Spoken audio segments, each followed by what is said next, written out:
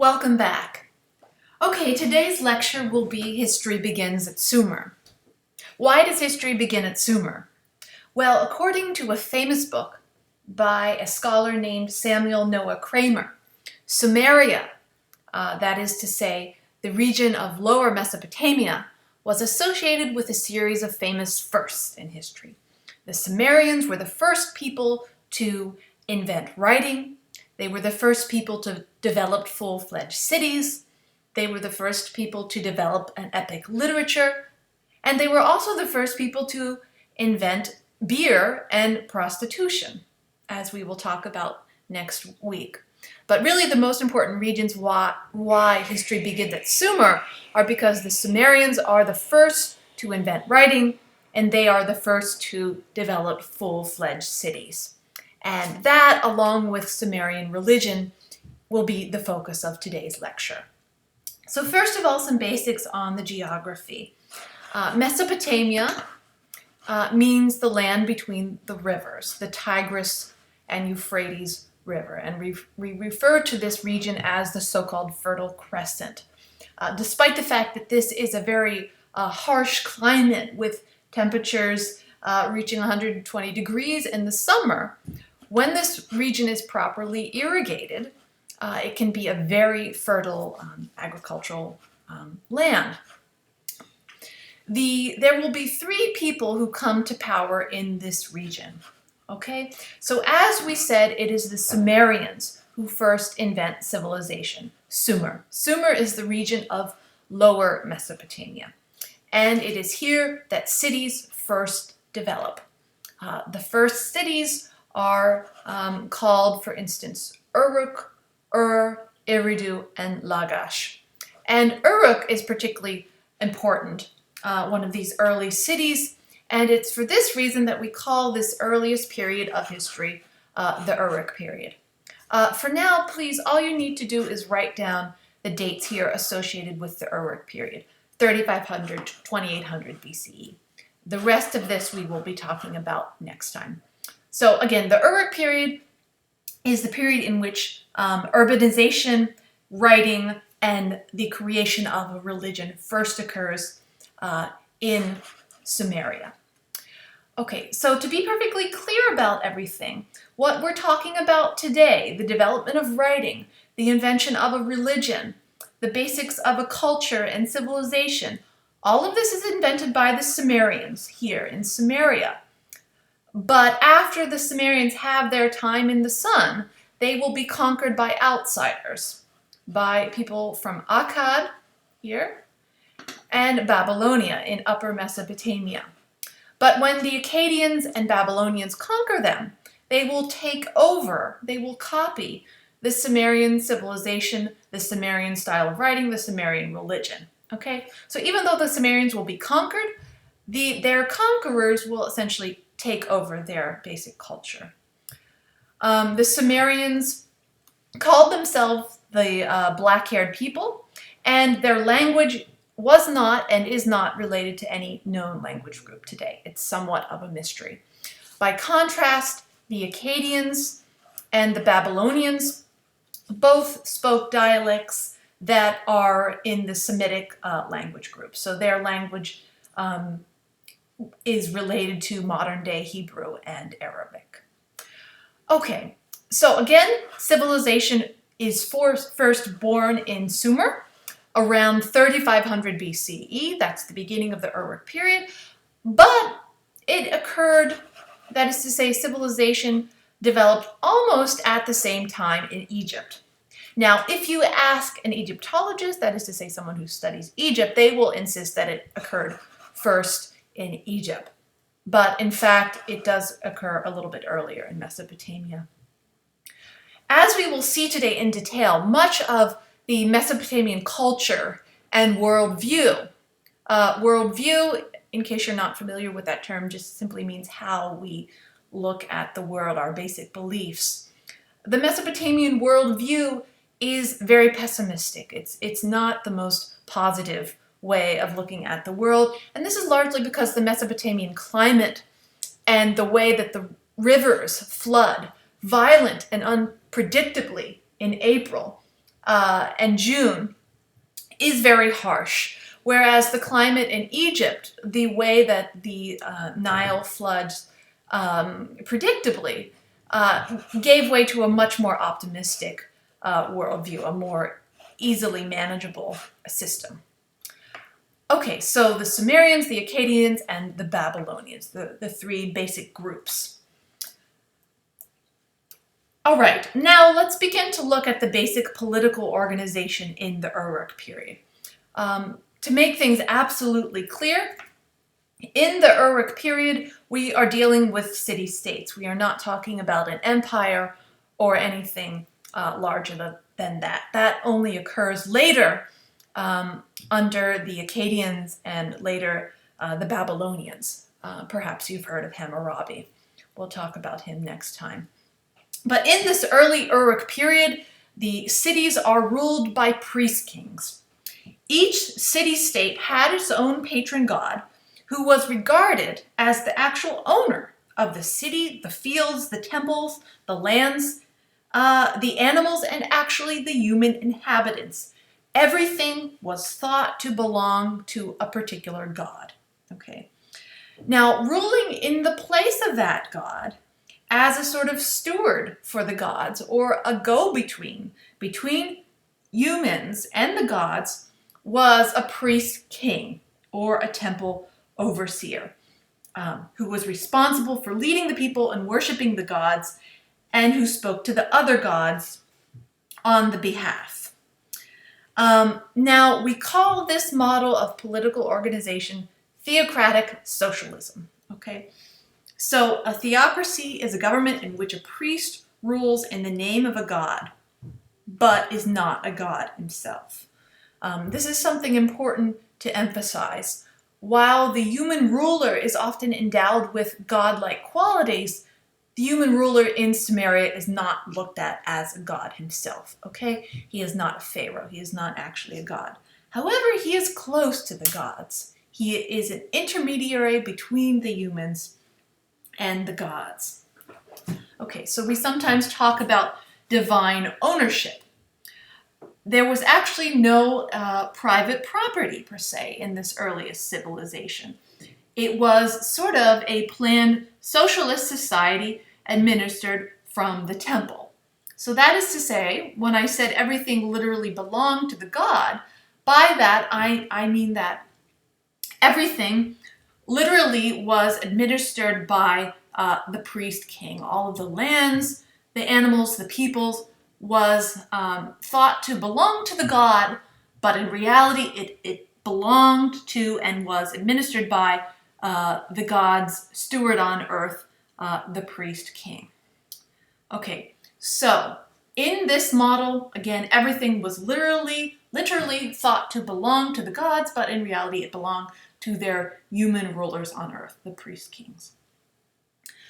Now, in this society, it was the temples that took the lead in organizing societies. The priest kings really, in this earliest period of history, do not have an important military function. The cities aren't powerful enough to wage war on each other.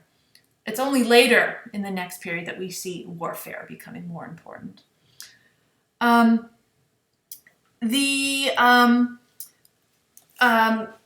temple was called a ziggurat, okay, as you see here.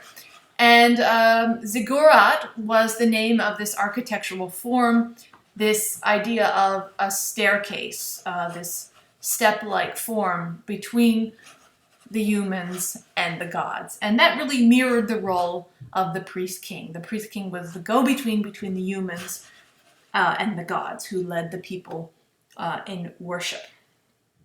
So just as Mesopotamian temples were seen as a transitional space between the heavens and the earth, the Mesopotamian priest king was seen as God's intermediary on earth.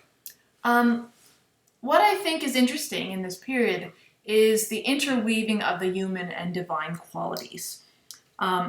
These early rulers, and also into the next periods of history, these early rulers had a superhuman, godlike status. We see this very clearly in the world's first piece of epic literature. It's called the Epic of Gilgamesh. We will read it next week. And Gilgamesh is a human ruler of Uruk in the very, very early period. He has superhuman strength, but at the same time he is all too human and has all sorts of human weaknesses at the same time. So even though rulers have this superhuman godlike status, the deities were seen to be very far away. Humans were frightened, terrified of these deities who controlled forces of nature. But at the same time, the way that the humans thought about the gods was largely modeled after life on Earth. And that is to say that Mesopotamian deities were depicted in human form, with human emotion and weaknesses. We'll talk a little more about this later. So the interweaving of human and divine elements. If you think about it, everything that Mesopotamians knew about the actual world on Earth, they projected into the spiritual world and the supernatural world, right? So just as they had to take control over irrigation and farming and different types of work, they assumed that there must be different supernatural forces that took care of different aspects of the natural world, right? So just as humans have to mend to farming and agriculture, there surely must be a supernatural god or goddess who would be in charge of, for instance, fertility or waters. This is how this worked. They projected knowledge of the natural realm on Earth into the supernatural. So it's very interesting about how the gods and the goddesses, despite the fact that humans fear them and are afraid of them and are constantly trying to ward off their anger, that the Mesopotamian gods and goddesses have very human-like qualities, as we will talk about later. So the interweaving of the human and the divine. Keep in mind that as we go along, when these city-states wage war on each other, right? It's not a king-priest waging war on another king-priest. They believed that when cities went to war, it wasn't the people of the cities that went to war, it was the gods. It was literally the gods that waged war on each other on the battlefield. Okay. So to emphasize, the most important function of the rulers in this early period was religious, okay? They cloaked their authority in supernatural explanations.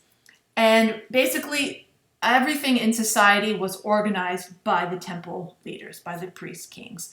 So agriculture, irrigation, making textiles, pottery, trade, everything was organized and administered by the temples, including the pooling of labor for agriculture, the harvest, and also the distribution of food. Okay, because the temples were the primary engines of economic growth, because they owned everything, like I told you, they actually owned the farmland, they own the cattle and the sheep and the whatnot. This system generated the need for elaborate record keeping. So this is why writing was invented, basically to keep record of the economic storehouses of the temple. Okay, so now we're going to talk about the invention of writing. Writing is one of the primary reasons why we say that history begins at Sumer, because we don't have written records before this time. The Sumerians invented a system of writing that we call cuneiform. Cuneiform. It was a system of writing that was done in wet clay tablets with clay wedges. It's important to emphasize, as you see here, it's important to emphasize that cuneiform was a system of writing and not a language. Okay, it's a system, not a language. What do I mean by that? Well, it just means the style of writing with with the wedge in the wet clay.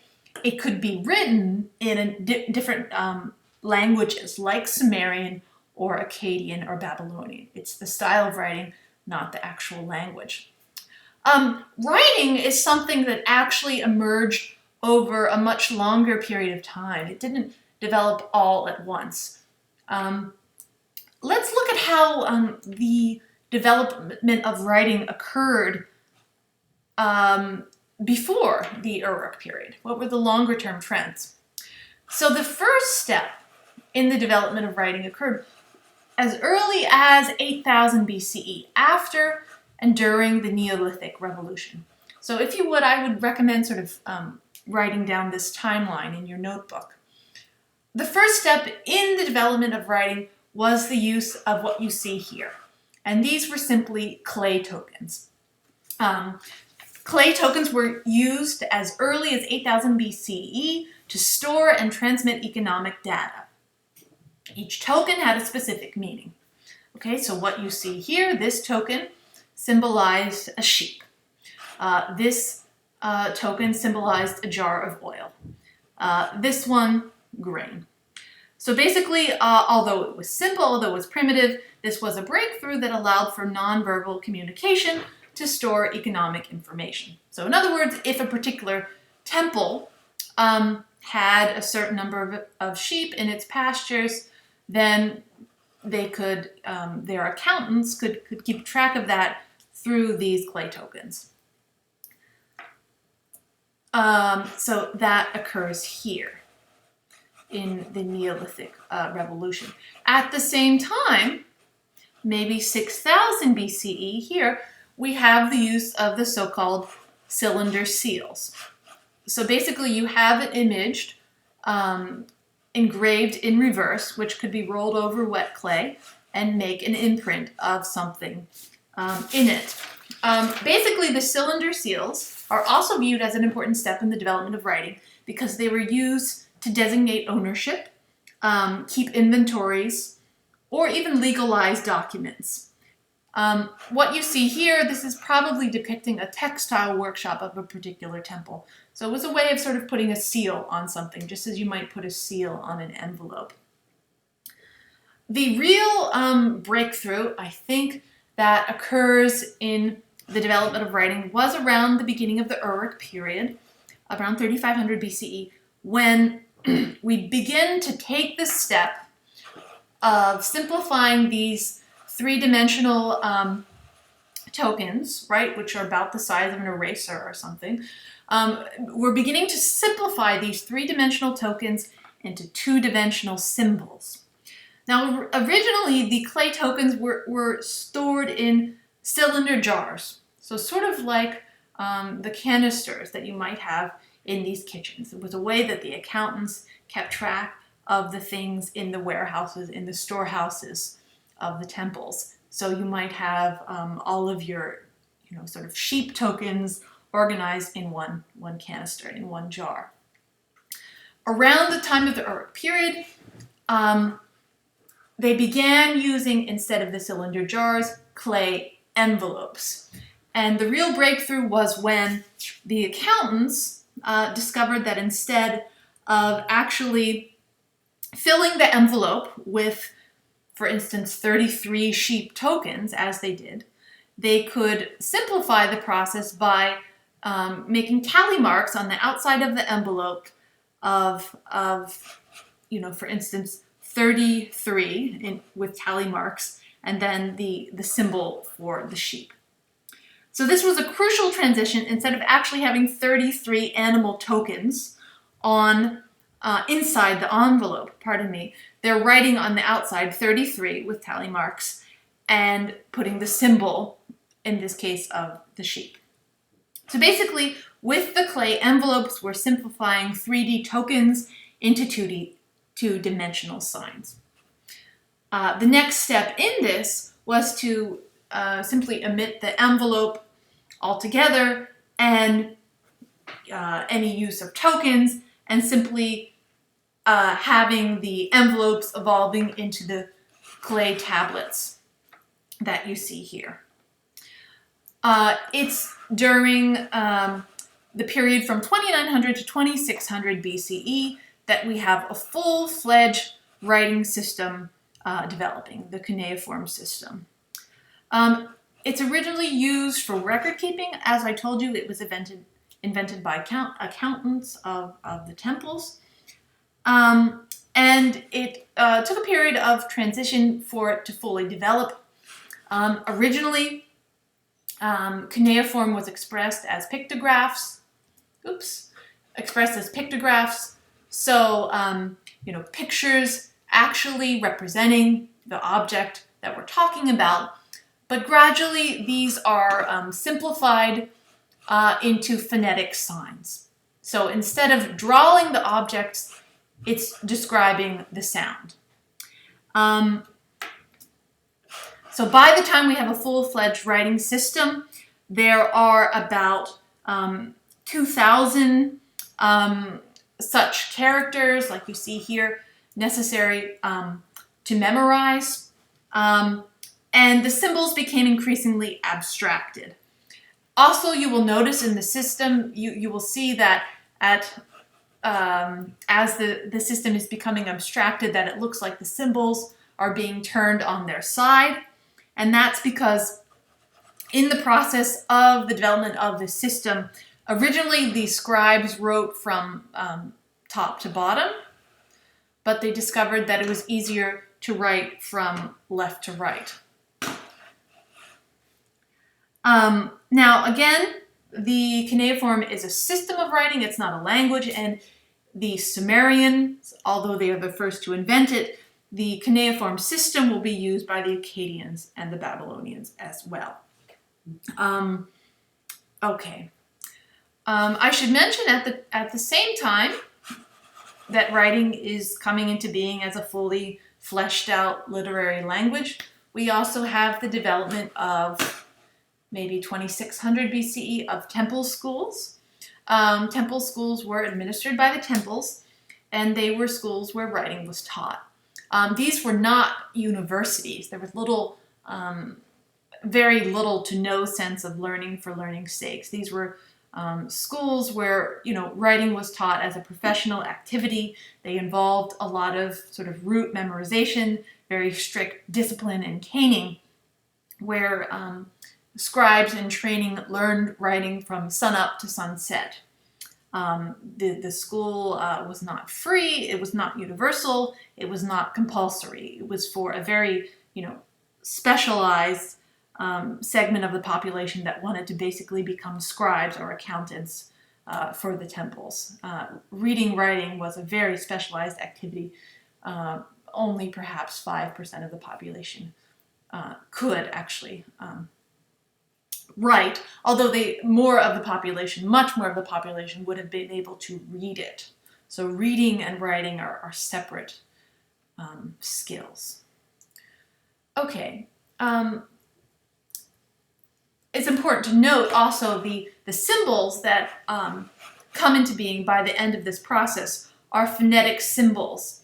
The sounds that they make are sort of clusters. They don't. It's not an alphabet. It's not an A, B, C, D, E, F system. It's a cluster of letters that they're describing. Okay, let's move into talking about Sumerian religion. Typically, as you will read in the textbook, Sumerian religion is often described as very pessimistic, which is true, and very much defined by the harsh environment. Let me start by giving you some basic characteristics of the religion. It is polytheistic.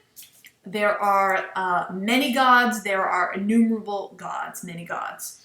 As I mentioned before, each god or goddess was thought to actually possess or own a particular city. So, for instance, the god Enlil, for instance, is the patron god of Nippur. Although a particular god or goddess would be the patron deity of a particular city, Like, for instance, Marduk, the storm god, is the patron deity of Babylon. That god would be recognized everywhere throughout the land. Okay, so even though you had your patron deity or goddess, that god would be recognized elsewhere, just not as important, if that makes sense. Anthropomorphism, okay? We alluded to this before, briefly, and this is basically the idea that the gods are envisioned with human-like qualities, human-like personalities, human-like needs. Very simply, it means the gods in human-like form, okay? This is going back to that idea of the intermingling of the human and the divine. What the humans knew about themselves, they projected into the supernatural world. And that is, I think, interesting. We will see this very clearly in the Epic of Gilgamesh. So in practice, this meant that the gods could be just like humans, very nasty, very vindictive, very petty and childish at times too. The Sumerian gods and goddesses are not particularly nice. Well, there are a few of them, but they are not the kindest gods in the world. Animism. Okay? Basically, this means that each and every force of nature was seen to be animated by a particular divine spirit. That forces of nature, put it this way, forces of nature were not dead, but seen to be animated or controlled by particular gods. So what does that mean in practice? Well, the sky had a particular god or goddess animated by, associated with it. The waters had a particular god associated with it. Each force of nature has a god behind it, explaining that. This is basically an attempt to explain phenomenon like thunder, lightning, etc. in the natural world. Okay, finally, the term syncretism. This is a little complex. Let me explain this. Basically, this means religious blending. Religious blending. And this will be true of many of the ancient religions we look at. To us, religious syncretism, blending, mixing, sometimes seems confusing or illogical. But I'll tell you there's very little that's sort of logical about the Sumerian religion. What did this actually mean? What did this religious blending mean? Well, let's say our city of Brooklyn is conquered by another city with its gods. You can make up whatever city you're thinking of.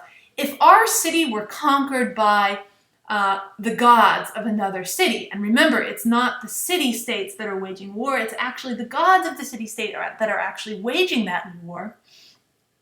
If our city were conquered by another city, it would be no problem for us to copy, to adapt that god or goddess into our belief system. You know, we might think perhaps they had a better god of war associated with their city.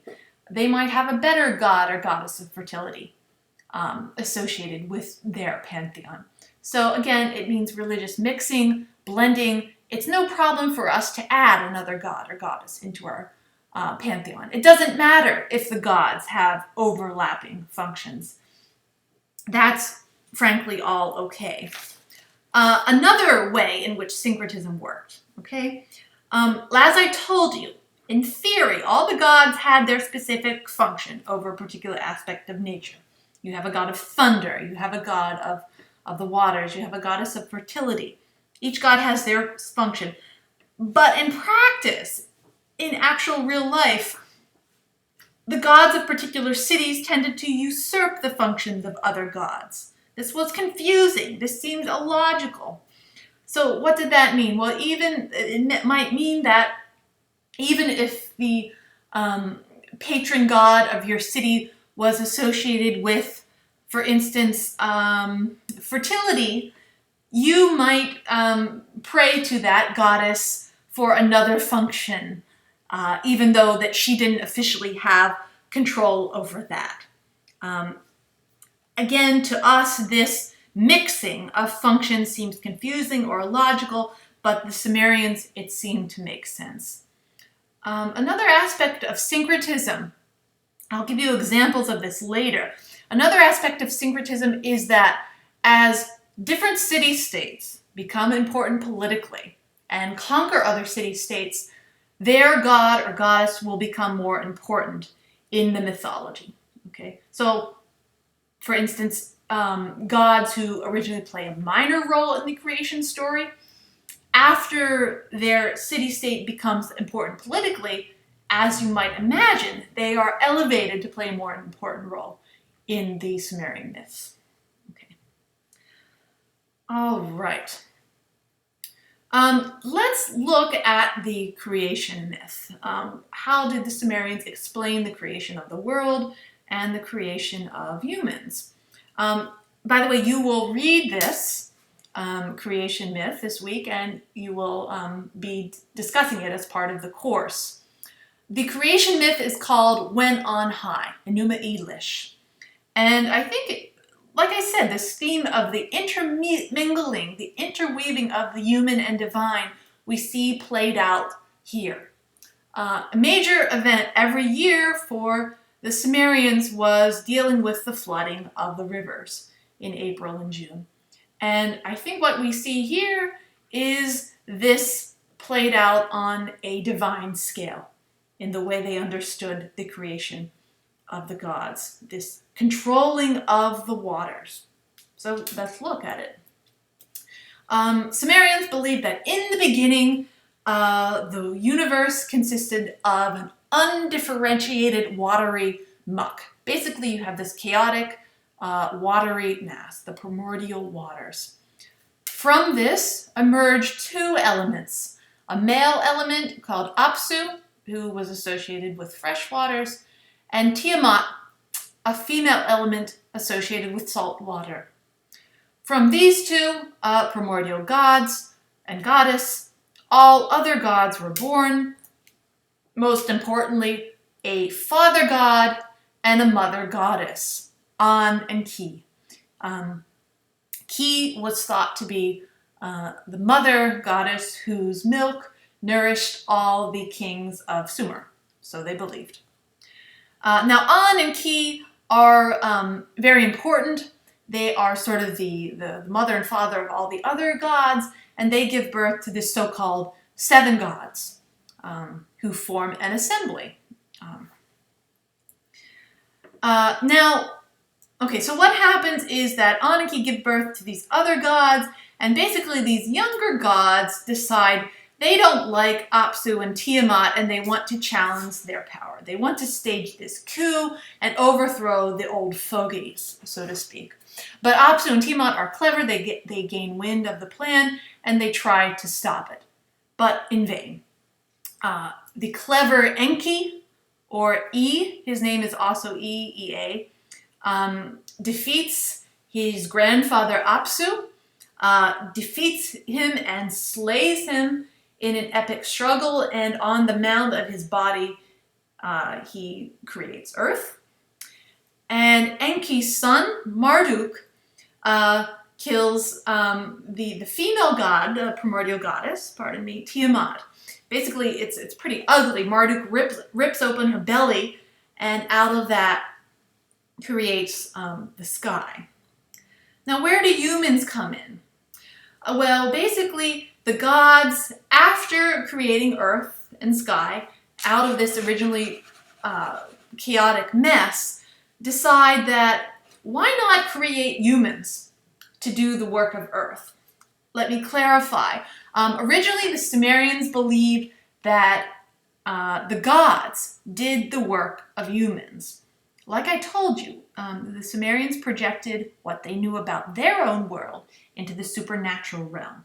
So just as humans had to be responsible for irrigation, for agriculture, for planting, they believed that in the very beginning, before humans were around, that surely somebody had to do this work, and that it was the gods and the goddesses who were actually, behind the plows in the fields. So originally, agriculture, irrigation, according to this creation myth, was the work of the gods. But the gods, being lazy, decided they didn't want to do this work anymore. They wanted to relax and veg out. So it was the idea of the gods to create humans to do the work of the gods. So the gods could retire, sit back, and let the humans do everything. So we will have some questions online about the creation myth for you to respond to, but already I think you can see that that the Mesopotamian gods and goddesses are not a peaceful bunch. They're very vindictive. They're not very nice. It's not a happy family. Let's look at a few of these gods in a little bit more detail, just to acquaint you with them. Okay, so we saw him in the creation myth. Anu was the sky god. And just like I told you, as a hierarchy begins to develop in society, there's also going to be a hierarchy of gods. Not all gods and goddesses are of equal power. The most important of the gods and the goddesses is Anu. He was a sky god, and he is the patron deity of Uruk. He is the father of all the gods, but Anu is a remote and distant figure. He's sort of an arrogant guy, and basically he decided that he would confer all of his powers on his son called Enlil. So frankly, we really don't see Anu very much. He sort of retired and placed everything in the hands of his son Enlil.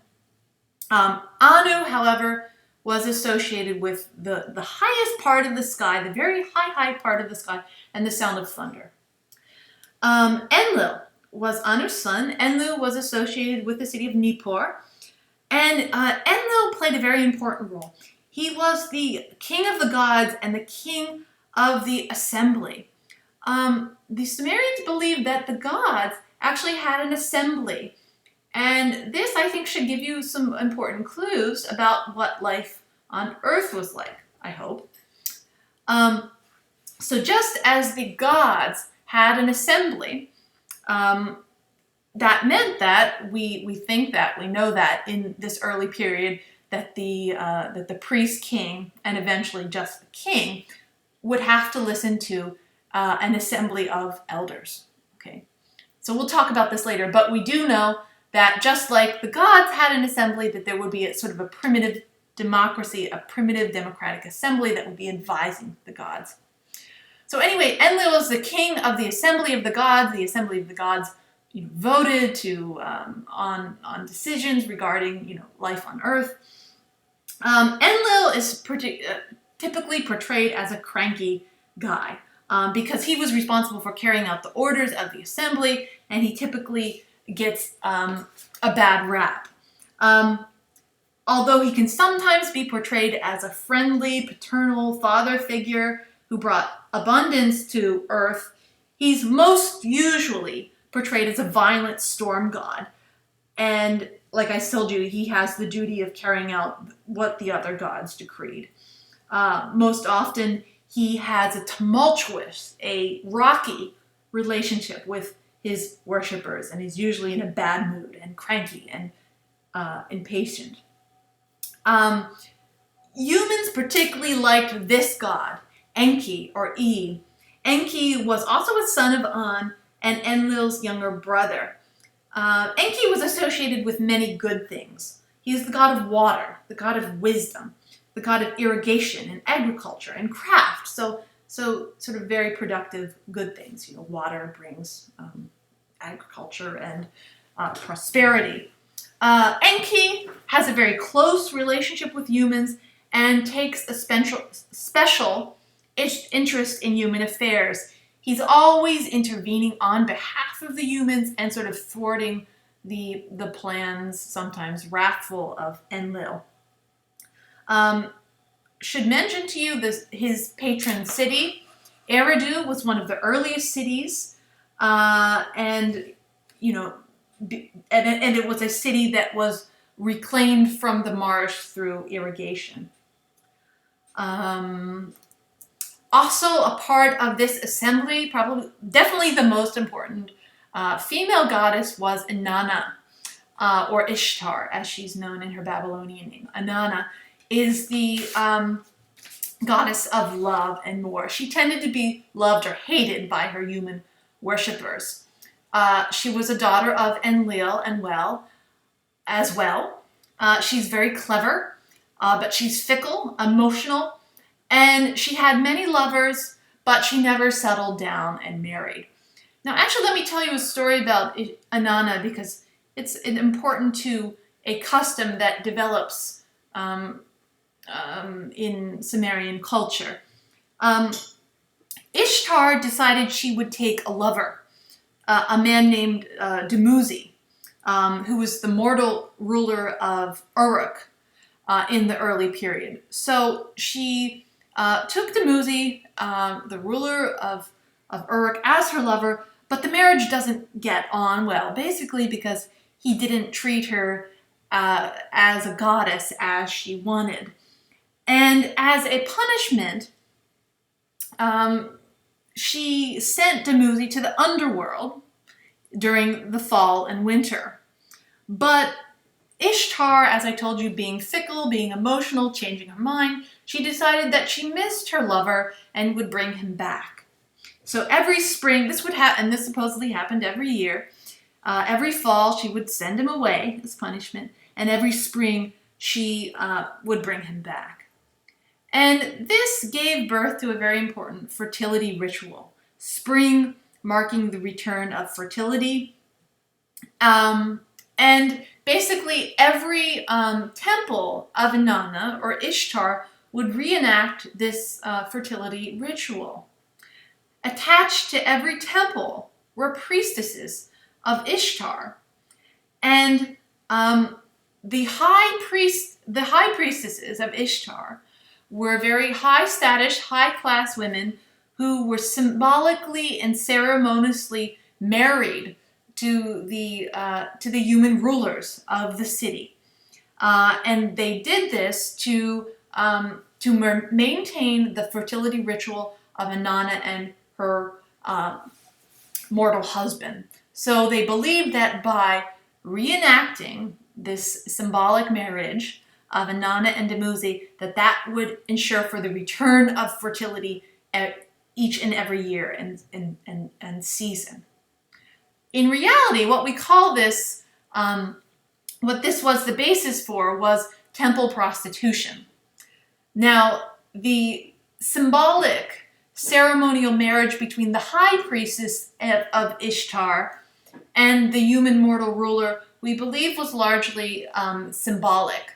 That is to say, their marriage was not actually consummated, but was, symbolic to ensure for the fertility of the city. But aside from the high priestess of Ishtar, there were many other classes of women that were attached to the temple that were available to the general public, who could also sort of reenact the fertility ritual, if you know what I mean, which was a way of generating funds for that particular temple. So it's interesting that prostitution is actually held in high regard in Sumerian society, and that prostitution was something that was religious, and they were, actually, at least the high priestess of Inanna were very high class women. We'll come back to this next week when we talk about culture and everyday life. But anyways, this fertility goddess, Inanna, is the roots of something called temple prostitution. There were many other gods. I'll just mention to you, Marduk is a storm god associated with Babylon. Babylon comes to power later, around the time of Hammurabi's empire, around 1800 BCE. And when Babylon comes to power politically, Marduk will play a much more important role in the mythology and the pantheon. Okay. There's also a moon god, Nana, associated with Ur. So these are just some of the gods and the goddesses. Now, a little bit more about the religion. Mesopotamian religion is not based on a feeling of faith. It's not an ethical or moral religion. There is no ethical code. This religion is not about telling you how to live. It's not about, providing you with a set of rules of how to treat your other humans. The religion is really more about warding off the power of the gods, keeping the gods happy, avoiding their anger, and basically keeping the cycle, the natural cycle of life, the forces of the natural world at bay. That's really the best way to understand it, to ward off the anger, the wrath, the jealousy of the gods, in order to keep the natural world working. So it's a pretty different conception of religion than most people are used to. Humans exist to serve the gods. Remember, as we said, humans do the work of the gods. Humans exist for the sake of the gods and not the other way around. The gods have retired and they're depending on humans to supply, to do the work of the world. Now, again, I told you that the gods were envisioned with human-like qualities in human-like form. And in the temples, in the ziggurats, the Sumerians believed that the gods actually had human needs, that the gods had to be supplied with clothing and food and entertainment. So the cult statues, the statues of the gods in each particular temple would be fed lavish feast. We'll be talking about this next week, and entertained. And whatnot, that the gods had the same needs to be fed and clothed and entertained as humans. Why did humans worship the gods so carefully and religiously?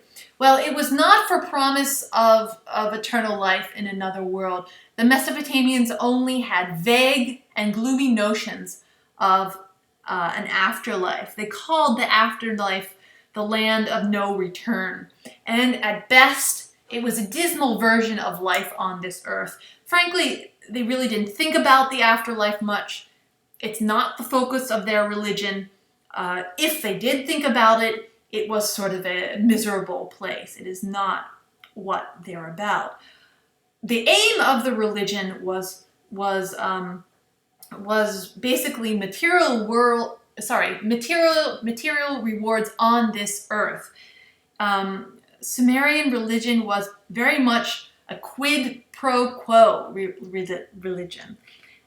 Basically, if you scratch my back, I'll scratch yours type religion. So they are worshiping these powerful, moody, mercurial gods, who very much demanded complete and total submission, not because they want spiritual fulfillment or a place in an afterlife, but because they want material prosperity on this earth, and basically they don't want natural disasters to occur. So as I told you, it's often interpreted, the Sumerian religion, as a very pessimistic, a very wrathful religion. Now, there are a number of important myths associated with the religion, and I'll just mention to you one more in addition to this creation myth that we looked at. Well, I suppose it's sort of the follow-up, the next chapter in the creation myth. So as we said, the story began with the idea that the gods have the idea of creating humans in order to do the work that the gods formerly did. Digging canals, providing for the fertility of land, doing the work of agriculture. So after humans are created, there's a rebellion among the gods in this assembly. They all gather at Enlil's palace, and they start complaining because about 1,000 years after humans were created, according to this myth, the gods, so all of these gods you see here, become annoyed because the humans were making too much noise. The gods were annoyed because they couldn't sleep. Remember, Enlil is the king of the gods.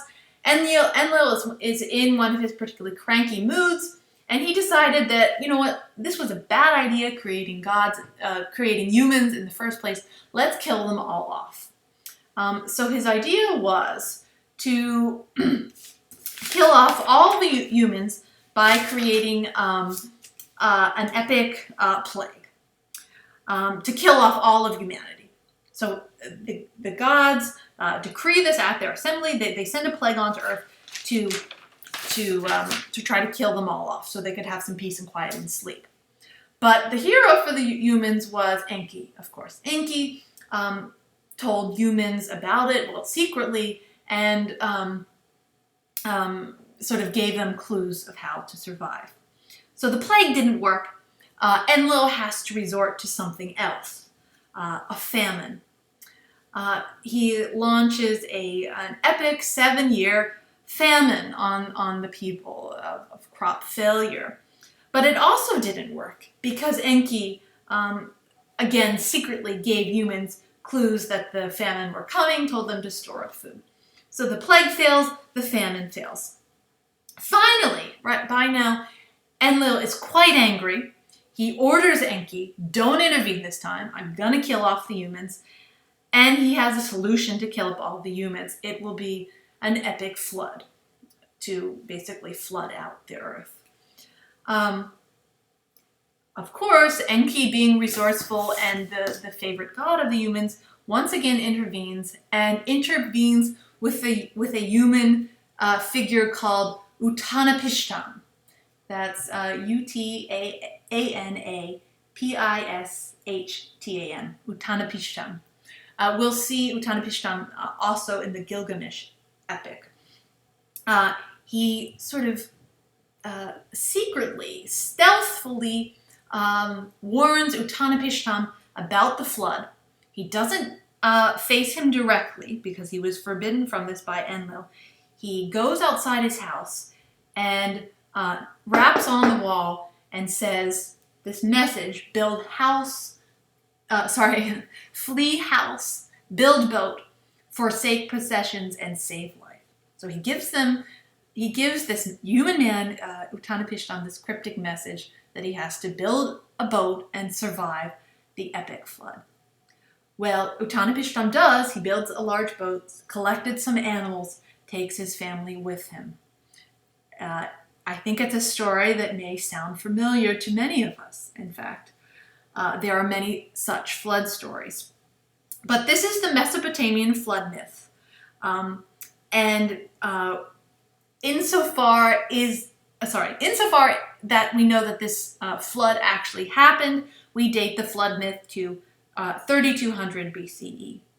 Well, to end the story, after this epic flood, which did kill off a lot of humanity, the gods regret their decision and support Enki against Enlil in repopulating the earth with humans.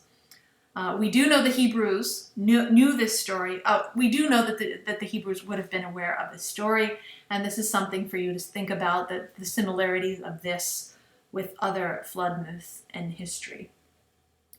Okay, so again, the character of the gods was very much like the harsh natural environment. The gods required constant offerings, constant prayers, trying to ward off their anger and natural disasters, possible natural disasters. One way to ward off the anger and the wrath of the gods was through votive offerings. Votives, V-O-T-I-V-E. A votive just means an offering. And interestingly, historians, archaeologists have found these votives, which are made of stone and gypsum, basically in the ancient trash dumps that were attached to these temples, because the temples would become so filled with these votives that periodically they had to clear them out. So if you look carefully at these votive offerings, because I think they give you an interesting picture of the Mesopotamian worldview. What do they say to you? What do you think? Well, although I can't talk to you right now, most people have interpreted these votives in a certain way. Basically, the votive offerings were intended to be stand-in for the worshippers. The Sumerians actually believed that the worshipper was sort of present in this object of representation. So if they put this statue there, it was like that they were sort of worshiping the actual god or goddess 24/7. And as you notice, they're all standing there with hands folded. Both the men in their sheepskin skirts and the women wearing these off-the-shoulder dresses. They're standing there in these poses of submission, saying that they are innocent, they haven't sinned, and they have these wide-eyed, wide-open expressions, these huge eyes, which are sort of saying that they are like a child. They are completely innocent. They are naive. They could have never done anything harmful. You may know, if you've ever taken art history, the eyes were perceived as representations of humans in Sumerian art, and eyes were thought to be windows onto the soul. So in other words, the bigger the eye was, they believed that the more lifelike a sculpture was. The bigger the eyes were, the more it was a window onto the soul. Okay, well, I think we're going to conclude for today. So basically, if you look over your notes, you should have in them a couple of things. The development of writing, the basics of Sumerian religion, some of the basic characteristics of the gods, and what function religion served. Next time we'll talk about Mesopotamian politics. Thank you.